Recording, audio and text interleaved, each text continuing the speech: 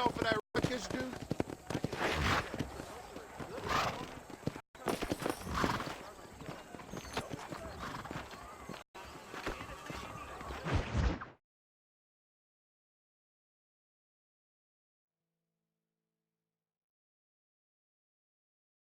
I can tell you with no uncertainty that miracle cures are no laughing matter. I bid you good day, sir. Oh, Mr. Marston, good to see you. How have you been keeping? I'm well, Mr. Mr. West Dickens, Nigel West Dickens of Eastcheap, London, New Waverly, New York, and Armadillo, New Austin. At your service. At my service. At everyone's service. At the service of science, of knowledge, of life. How are your wounds? Much, much better. But then they would be. Would be... I know a cure for all ailments, Mr. Marston. Ah, I'm sure you do. And I'm sure for just $2 an ounce, I could live forever. Oh, but for you, sir, I do a bulk discount rate of $1.95 an ounce. As long as you buy 100 ounces or more. That's a lot of immortality. Give it up, old man. That's Mr. West Dickens to you, boy. Give it up, old man. Listen, Marston, I'm broke, but this stuff is good. It works. I need a healthy young man like you. Come along, let's ride over to my newest customer at Ridgewood, and I'll explain while we go. Okay. Head for Ridgewood Farm, John, and hurry.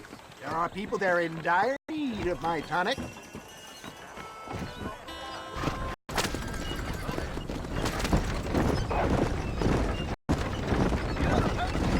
I heard about you, Mr. West Dickens. And I about you, John Marston. Hoodwinked the weak, gullible out of their hard-earned money. My dear boy, it is you who is gullible, if I be so bold, for heeding such ill-informed You're scuttlebutt. as full of wind as horse with the collar. I have been blessed with the gift of language. Stay on the road! You're going to destroy the merchandise! And for that, I will not apologize. But the West Dickens elixirs speak for themselves. My thousands of happy customers attest to that. If my tonic is such a sham, how do you explain the fine battle in which you find me? Last time you saw me, I was knocking at death's door. You should thank Doctor for that. And I reckon you were acting it up worse than it was. Act I can, John. A more convincing Othello there has never been. And so shall you, a fair Iago or Cassio make. I don't like the sound of this. Showmanship, John. The flourish, the bow. We are operating in a competitive marketplace. Our product must stand out. For the love of God, try to stay on the road. And how does this involve me? We're going to use your God-given talents to our advantage. I'm really starting to regret this. I'll drop you off at the outskirts of Ridgewood. That way, it won't look like we came together. Once I'm set up, saunter nonchalantly into the crowd is sure to be forming. Eventually, I will call you up to try my time. After extolling the virtues, I will have you perform a few feats of wonder to amaze and impress the paying public. Such as? Oh, nothing out of the ordinary for a man in your line of work, I assure you. Best you alight here, dear boy, so no one sees us arriving together. I'll see you there. Be ready to enchant the crowd.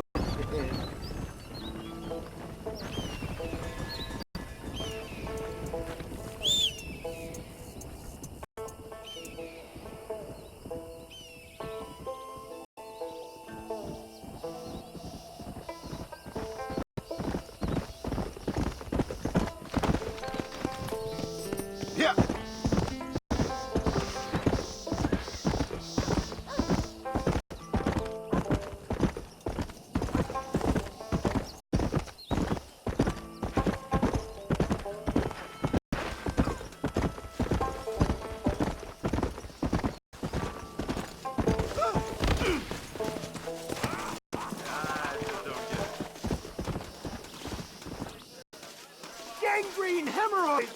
growing nails, cancer, say farewell to them all.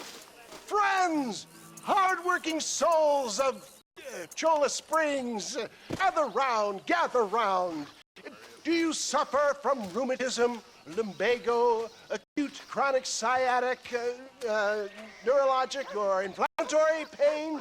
Well, I represent the only company that makes the genuine article that cures headaches, neuralgia, earache, toothaches, backache, swelling, sprains, sore chests, swelling of the throats, contracted cords and muscles, anxieties and ravaged nerves, stiff joints, wrenches, dislocations, cuts and bruises, and it adds vitality and vigor to the healthy man.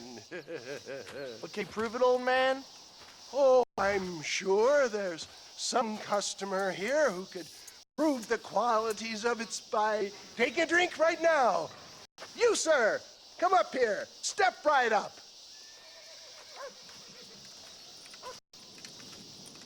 That's the spirit. Ladies and gentlemen, pay close attention. This poor, wretched volunteer, entirely unknown to me, will demonstrate the effects of Dr. West Dickens' own patent tonic. Be you a cowpoke athlete, this miraculous elixir developed with the wisdom of the East keeps the muscles supple and relaxes the cords. It loosens the joints and gives a feeling of youth and vigor to the whole system. Not possible, I hear you say. Well, doubt no longer. Faith can move mountains, but I ask not for faith. I am a man of science, and today science will be vindicated. Your eyesight is greatly improved. Is that not so, friend? If you say so. That's right, it is. You heard him. What a good sport you are, sir. Now, gaze over yonder at that porch. If you squint, you may just be able to make out the skull that's hanging there. Go ahead, friend. Shoot that skull and demonstrate the miraculous eyesight you now possess.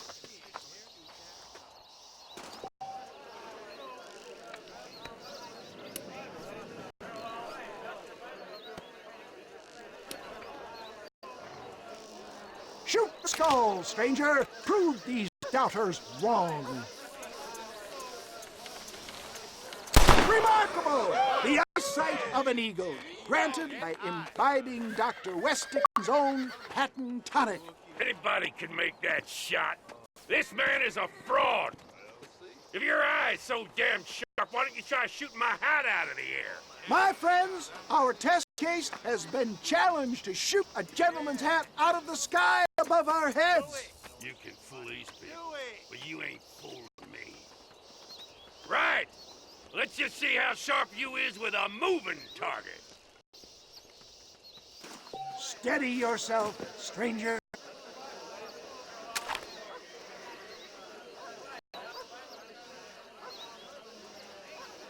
You're more crooked than a snake.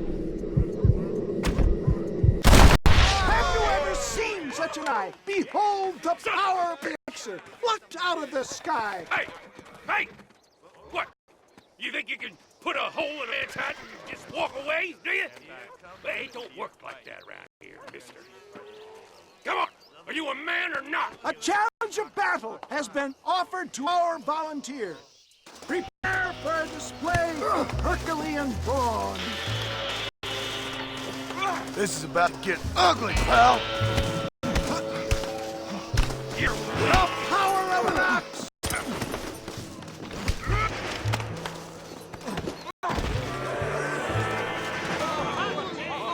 There it is, skeptics and dissenters, irrefutable proof.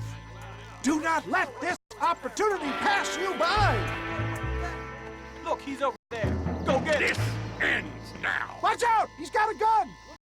Who the hell do you think you are? You ain't leaving here alive.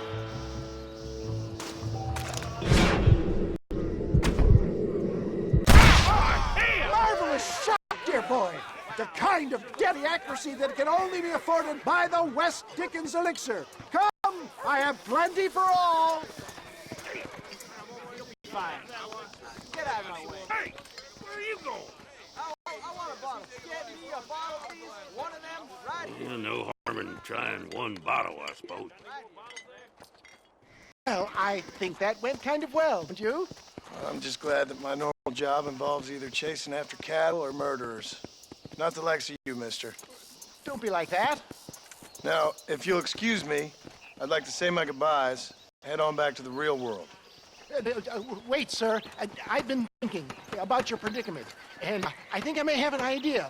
I've been thinking I could be your cunning Odysseus. Beware the Greeks burying gifts, sir. Williamson had better beware.